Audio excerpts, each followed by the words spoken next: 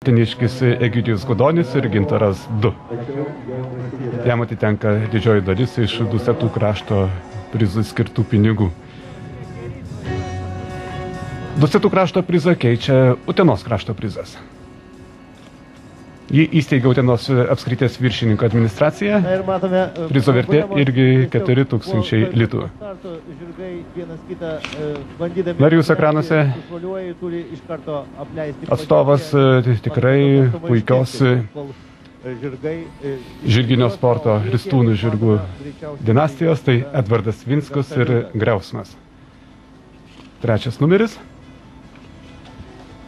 Na ir šis duetas gerokai atsiplėšęs nuo varžovų, bet distancija ganėtinai ilga ir kai kada tenka daug pavargti, norint nuraminti įsikarščiavusi žirgą ir ne visada tai pavyksta. Na ir iš tolo, tiesą sakant, žiūriu, kasgi mina Griausmui ant kulnų.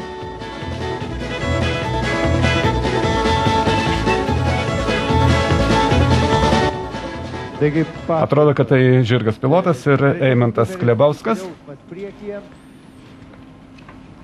Na, o Griausmas vis išlaiko savo lyderio pozicijas.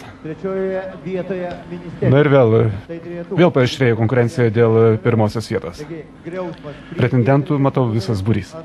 Na, reiktų paminėti, kad būtent šiame važiavime dalyvauja 2007 metais gimę B reitingo žirgai, tai jauni žirgai, kurie savo sportinę karjerą, sakykime, tik tai pradeda ir čia gali būti, kaip ir pastebėjome, viraže žirgui mažiau turinčiam praktikos, žirgas sušuoliuoja ir iš karto turi apleisti poziciją, kad netrukdytų kitiems vadėliotojams ir žirgams.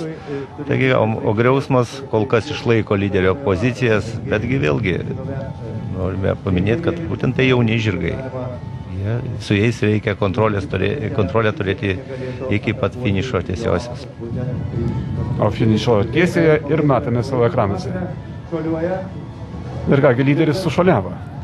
Štai visą distanciją bėgęs priekyje, finišo tiesioje, keliems metrams belikus sušuoliuoja žirgas, o tai reiškia, kad prarandama galimybė